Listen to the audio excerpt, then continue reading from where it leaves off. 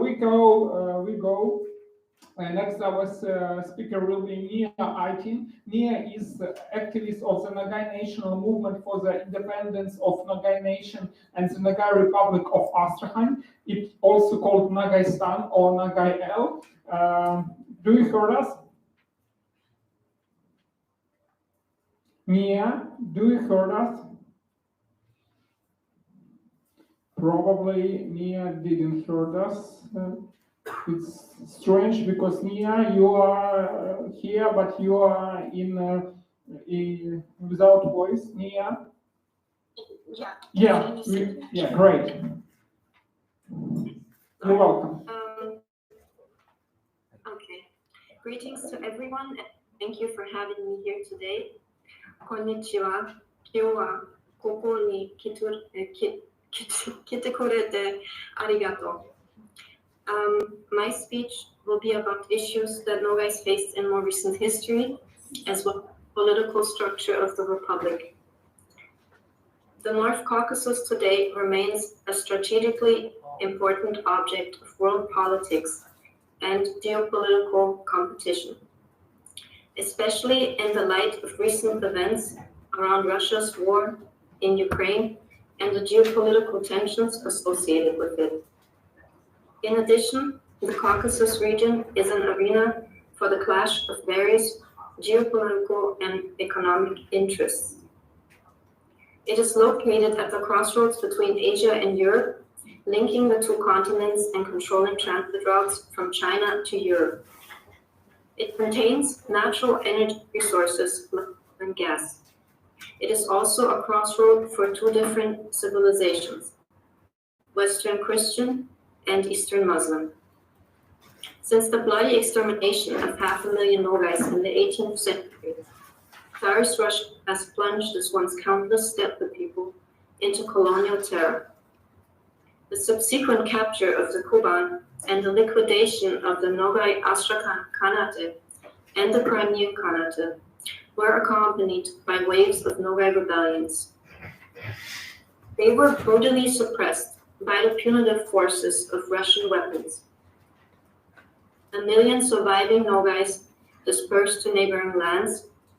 700,000 found shelter in the Ottoman Empire. The remaining handful of exiles were scattered from the Black Sea coast to the northern Caucasus and the Caspian steppe of the Volga region. Tsarist Russia's aggression in the region continued into the 19th century. Using the Black Sea coastline, built in 1830, and a chain of fortresses in the depths of the Circassian territory, the Tsarist regime began to seize the northern Caucasus.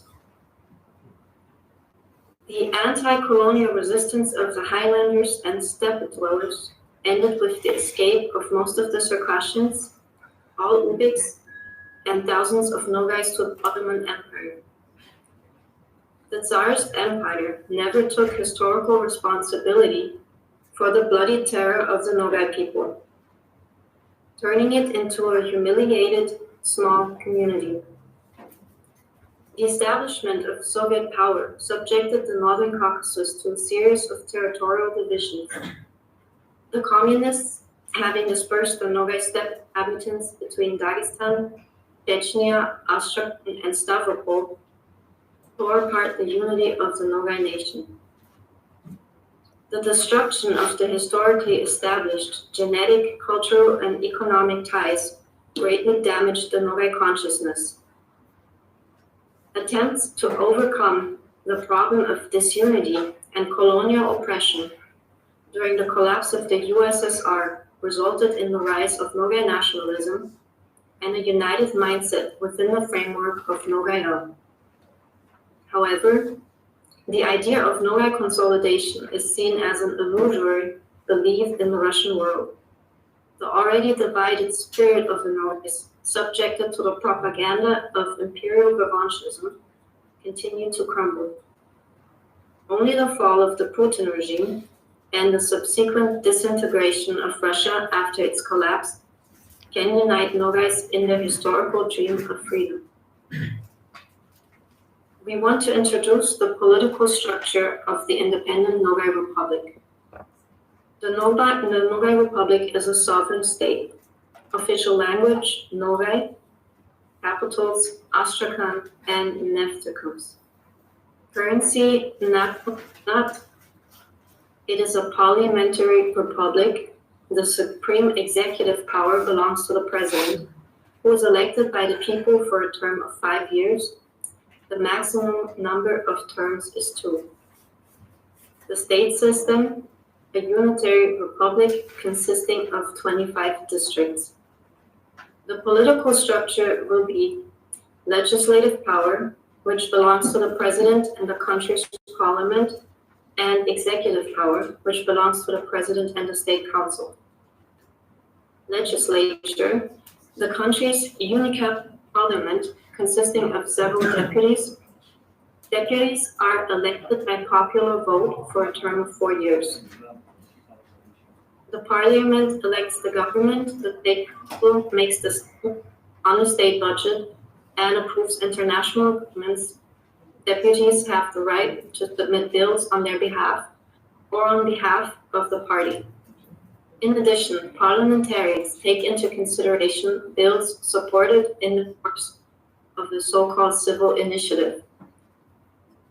Executive power in the country is exercised by the State Council, which includes the Prime Minister and the required number of ministers. The Prime Minister is chosen by the Parliament and then formally approved by the President. The President of the country appoints other ministers in accordance with the recommendations of the Prime Minister. The government, together with the Prime Minister, resigns after each parliamentary election, as well as by decision of the President of the country in case of loss of confidence in the Parliament, by personal statement and in some other cases. We would like to inform you that at this time, Ризвана Кубакаева is the Prime Minister of the government of the independent Nogai Republic in exile. Judicial branch, a Supreme Constitutional Court. Armed Forces, the RN establishes the status of neutrality in the constitution of the country.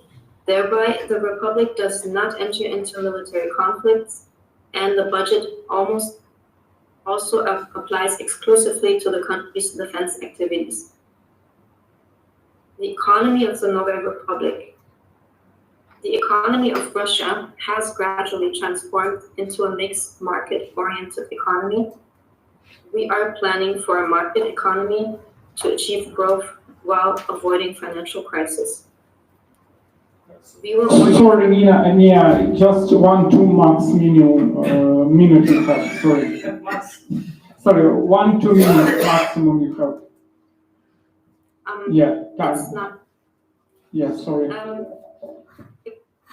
We will organize the replenishment of the pension fund through privatization.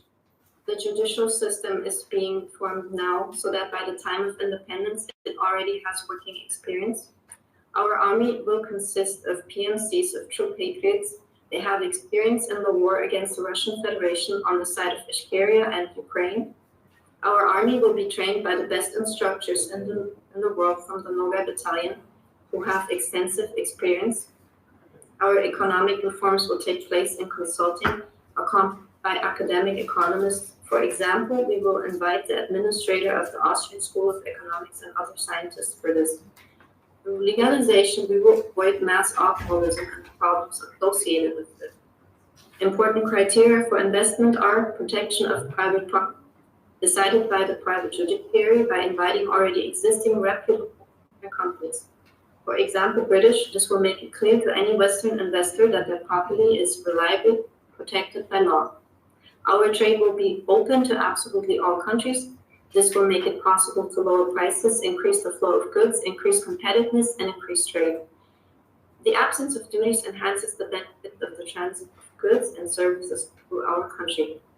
Thank you very much. Thank you a lot for your speech. Probably some question for Nia, somebody? Okay, thank you, Nia. See you next time. Thanks to the great speech. Thank you. It's a pleasure and honor to introduce